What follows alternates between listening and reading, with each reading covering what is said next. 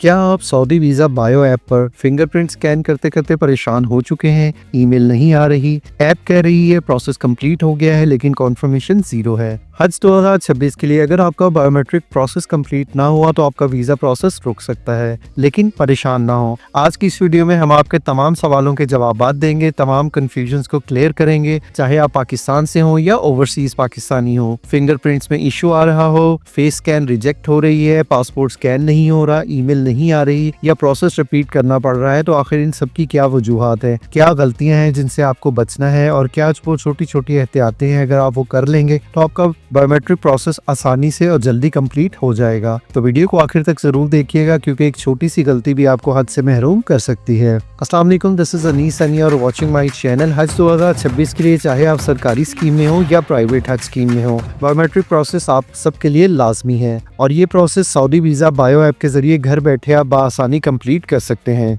इसकी complete detail tutorial video हम already channel पे अपलोड कर चुके हैं, जिसमें पाकिस्तानी और ओवरसीज दोनों के लिए स्टेप बाय स्टेप प्रोसेस मौजूद है और उसके साथ साथ उन लोगों के लिए भी कंप्लीट स्टेप्स मौजूद हैं जिनका फिंगर स्कैन इशू आ रहा है या किसी वजह से वो फिंगरप्रिंट स्कैन नहीं कर सकते हैं, उनकी उंगली कटी हुई है या उनके हाथ का कोई इशू है जिसकी वजह से वो नहीं कर रहे, या उनको शुगर आ रही है या कोई और मसला है, तो उसके लिए उन्हें मेडिकल सर्टिफिकेट चाहिए होगा। उसकी भी कंप्लीट डिटेल हमारी इस वीडियो में मौजूद है। आज की वीडियो बहुत स्पेशल है क्योंकि आज हम सिर्फ रियल कंफ्यूजन और कॉमन प्रॉब्लम्स को डिस्कस करेंगे, जिसकी वजह से हजारों लोग पैनिक हैं, परेशान हैं और उनको ये समझ नहीं आ रही कि प्रोसेस कंप्लीट हुआ है या नहीं, और अगर उनसे कोई छोटी सी मिस्टेक हो गई है तो उसका क्या सोल्यूशन है। सबसे पहले हम बात करेंगे पाकिस्तान में रहने वाले एप्लीकेंट्स के कॉमन इश्यूज पर।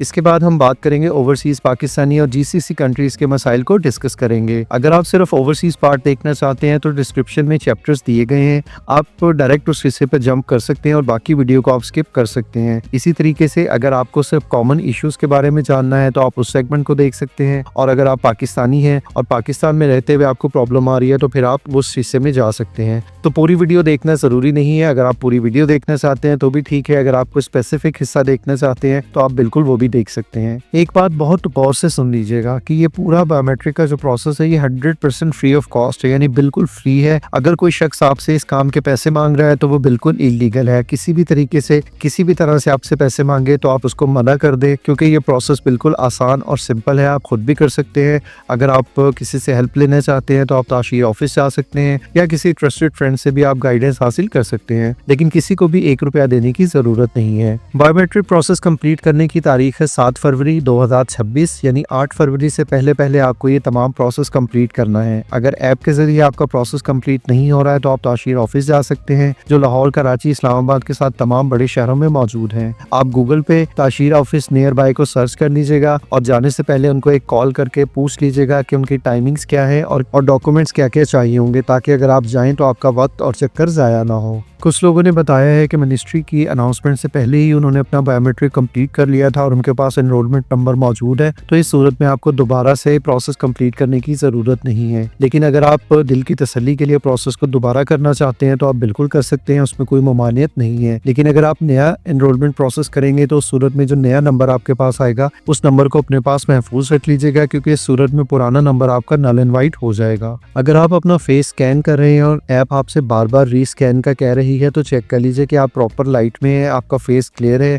और कैमरा अच्छी क्वालिटी का होना चाहिए। अगर आपके मोबाइल का कैमरा वीक है तो आप किसी फैमिली फ्रेंड से या किसी दोस्त से अच्छे वाला फ़ोन ले लें जिसका कैमरा अच्छा हो और उससे आप अपना प्रोसेस कंप्लीट कर लें। इसके साथ साथ जो बैकग्राउंड है वो बिल्कुल क्लियर होना चाहिए, सिंगल टोन में होना चाहिए। ऐसा नहीं है कि दीवार के पीछे पेंटिंग्स लगी हुई हैं या दीवार के ऊपर 3-4 तरह के रंग है और आप उसके आगे खड़े हैं तो सूरत में भी आपको प्रॉब्लम आ सकती है। अब यहाँ पर एक बताने वाली बात यह है कि अगर आप किसी दूसरे शख्स का फ़ोन लेके उसने अपना प्रोसेस कंप्लीट करना चाहते हैं तो सबसे पहले उस फ़ोन के ऊपर आपको अपना ईमेल लॉगिन करना होगा, क्योंकि जब आप ऐप की वेरिफिकेशन करेंगे तो उस सूरत में उसी मोबाइल के ऊपर ईमेल का ओपन होना और लॉगिन होना ज़रूरी है, वरना आपकी वेरिफिकेशन फेल हो जाएगी। तो आप मोबाइल किसी का भी इस्तेमाल कर सकते हैं, सिर्फ उसके ऊपर अपना ईमेल आईडी ओपन कर लें और उसके बाद अपनी ऐप ओपन करें और अपना प्रोसेस कंप्लीट कर लें। इसके अलावा अगर आप ग्लासेस इस्तेमाल करते हैं तो स्कैन के बाद उतार लें। एक मसला ये भी आता है कि जी पासपोर्ट पे मेरी जो तस्वीर है उस पे मेरी दाढ़ी नहीं थी और अब मैंने दाढ़ी रख लिया, तो ये भी कोई मसला नहीं है, बस पिक्चर आपकी क्लियर होनी चाहिए, आपकी पिक्चर अप्रूव हो जाएगी। खवातीन के लिए हिजाब ज़रूरी है, आप हिजाब लेने के बाद अपनी पिक्चर ले लें, इस पर आपका फेस क्लियर और लाइट प्रॉपर होनी चाहिए।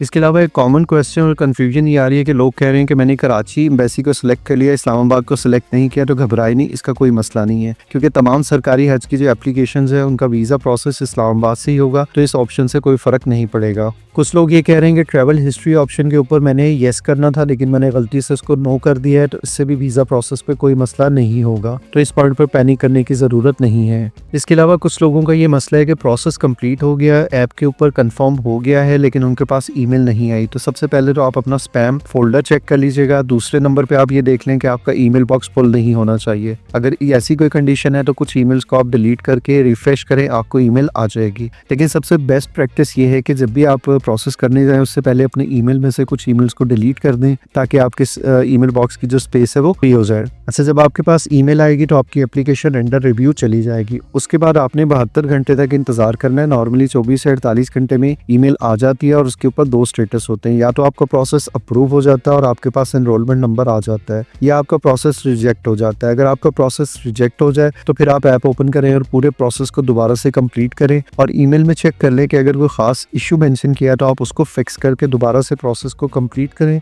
तो आपका मसला हल हो जाएगा। कुछ लोगों का ये सवाल है कि हमारे पास एक ही फ़ोन है तो क्या हम एक फ़ोन से सारे घर वालों का बायोमेट्रिक प्रोसेस कर सकते हैं? जी बिल्कुल आप कर सकते हैं, लेकिन इसमें करना आपने ये है कि एक वक्त में एक ईमेल एड्रेस आपने ओपन करना है। जैसे कि आपके घर में 3 फैमिली मेंबर है तो सबसे पहले आप एक फैमिली मेंबर का ईमेल बॉक्स ओपन करेंगे, उसके बाद उसका प्रोसेस कंप्लीट करवाएंगे, उसके बाद दूसरे का ईमेल लॉगिन करवाएंगे, फिर दूसरे का और इसी तरीके से तीसरे का करवाएंगे। एक वक्त में आप तमाम ईमेल्स खोल लेंगे तो वो भी प्रॉब्लम होगी, तो बेहतर ये है कि 1 बाय 1 करें और एक ही मोबाइल को इस्तेमाल करते हुए आप कर सकते हैं। इसके अलावा एक सवाल पूछा जा रहा है कि हमारे पास एक ईमेल एड्रेस है तो क्या इससे हम अपने सारे फैमिली मेंबर्स का प्रोसेस कंप्लीट कर सकते हैं? तो इसका जवाब है नहीं। उसकी वजह ये है हर फैमिली मेंबर का अपना ईमेल एड्रेस होना चाहिए, लेकिन फ़ोन आप एक ही इस्तेमाल कर सकते हैं। अब बात करते हैं ओवरसीज सेक्शन की। ओवरसीज पाकिस्तानियों के लिए कंप्लीट स्टेप हमारी पहली वीडियो में मौजूद है, लेकिन यहाँ पर हम कुछ अहम बातें आपको बता देते हैं। अगर आपको एप्लीकेशन डाउनलोड का ऑप्शन नहीं आ रहा तो आप अपने प्ले स्टोर के अंदर जाएंगे और अपने रीजन को पाकिस्तान सेलेक्ट करेंगे। अगर इससे मसला हल ना हो तो फिर आप वीपीएन का इस्तेमाल करेंगे, लेकिन वीपीएन हमेशा लेजिटिमेट और पेड होना चाहिए। अगर इसके बावजूद आपका मसला हल ना हो तो फिर आप हमारे व्हाट्सएप चैनल पे एपी के लिंक्स अवेलेबल हैं, वो आप हासिल कर लें, डाउनलोड करें और डाउनलोड करने के बाद आप उसको इंस्टॉल कर लें। इसका पूरा तरीका हमारी पिछली वीडियो में मौजूद है।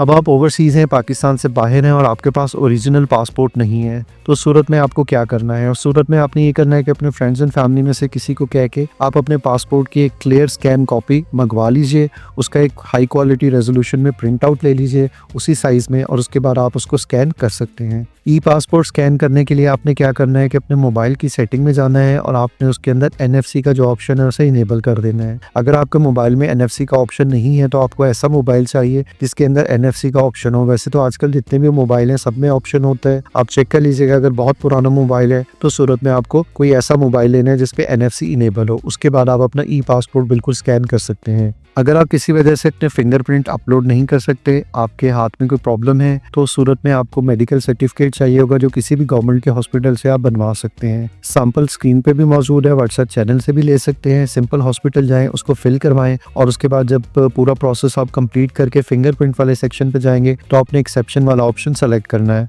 वहाँ पे आपने अपनी रीजन सेलेक्ट करनी है कि क्या मसला है और उसके साथ मेडिकल सर्टिफिकेट को आप अटैच करके अपलोड कर देंगे तो आपका प्रोसेस कंप्लीट हो जाएगा। 12 साल से कम उम्र और 80 साल से ज़्यादा उम्र के लोगों के फिंगरप्रिंट्स नहीं होंगे, उसको आप बगैर फिंगरप्रिंट के प्रोसेस करेंगे तो वो कंप्लीट हो जाएगा। वैसे तो हज के ऊपर 12 साल और उससे कम उम्र के बच्चों को हज पे जाने की इजाज़त नहीं है, तो सूरत में आप सिर्फ अगर 80 ईयर एंड उससे अबव हैं तो सूरत में आपको स्कैन करने की ज़रूरत नहीं है। अब यहाँ पे कुछ इंपॉर्टेंट टिप्स आपके साथ शेयर कर देते हैं ताकि आपको प्रोसेस कंप्लीट करने में प्रॉब्लम का सामना ना करना पड़े। किसी भी कमरे में प्रोसेस शुरू करने से पहले किसी टेबल के ऊपर एक वाइट पेपर बिछा लीजिए। उसके बाद आप अपने फिंगर स्कैन के लिए भी इस्तेमाल कर सकते हैं और अपने पासपोर्ट को भी इसके ऊपर रख के स्कैन कर सकते हैं। पासपोर्ट को स्कैन करते हुए देख लीजिएगा कि आपके पासपोर्ट के ऊपर लेमिनेशन पेज के ऊपर किसी किस्म की लाइट रिफ्लेक्ट ना करे, तो उसको इस एंगल से रखिएगा और लाइट का पूरा इंतजाम रखिए। मोबाइल की फ्लैश गन आपने इस्तेमाल नहीं करनी क्योंकि उससे रिफ्लेक्शन आएगी और उस सूरत में आपकी जो स्कैनिंग है वो ख़राब हो जाएगी।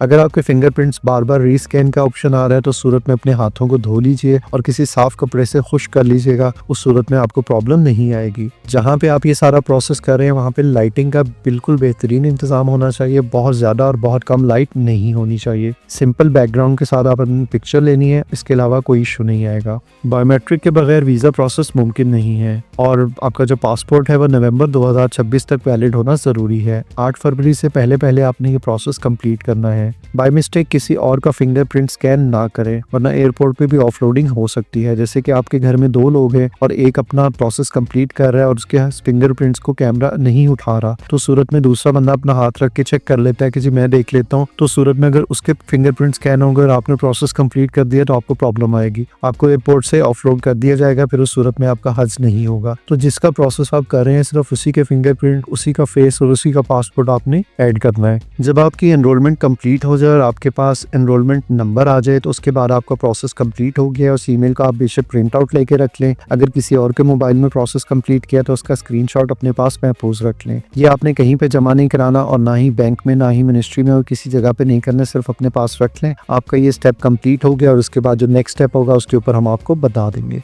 इसके अलावा ये भी सवाल पूछा जाता है कि बायोमेट्रिक करते हुए अगर आप नए पासपोर्ट की जगह पे ओल्ड पासपोर्ट को स्कैन कर देंगे तो क्या होगा। तो सूरत में आपको प्रोसेस दोबारा से करना पड़ेगा, क्योंकि अगर आप पुराना पासपोर्ट स्कैन करेंगे उसके ऊपर जो वैलिडिटी होगी इसकी वजह से आपकी रिजेक्शन हो जाएगी। तो उसमें आपको वैसे ही रिजेक्शन की ईमेल आ जाएगी, या उसका इंतजार कर लें या दोबारा सारा प्रोसेस दोबारा से कंप्लीट कर लें। मुझे उम्मीद है कि आज की वीडियो में आपके तमाम डाउट्स क्लियर हो गए होंगे। आपको जो भी कन्फ्यूजन और प्रॉब्लम है और जो आपने कॉमेंट्स में सवाल पूछे उन सबके जवाब मैंने आपको दे दिए हैं। अगर अब भी आपका कोई सवाल है या आपको कोई प्रॉब्लम पेश आ रही है तो कमेंट में ज़रूर लिखें। हम पूरी कोशिश करेंगे कि आपको जल्द से जल्द रिप्लाई कर दिया जाए और हो सकता है कि आपका एक कमेंट किसी दूसरे का मसला हल कर दे। तो याद रखें, इसका अजर अल्लाह के पास बहुत बड़ा है। अल्लाह पाक हम सबको हज मकबूल नसीब फरमाए, आमीन। वीडियो पसंद आई है तो उसको लाइक करें, शेयर करें और उन लोगों के साथ लाजमी शेयर करें जो हज पे जाने का इरादा रखते हैं। और अगर आपको प्रोसेस आपका कंप्लीट हो गया और आप किसी दूसरे की मदद कर सकें तो इससे अच्छी बात नहीं हो सकती। चैनल को सब्सक्राइब लाजमी कर लीजिएगा ताकि आपको मज़ीद अपडेट्स मिलती रहे।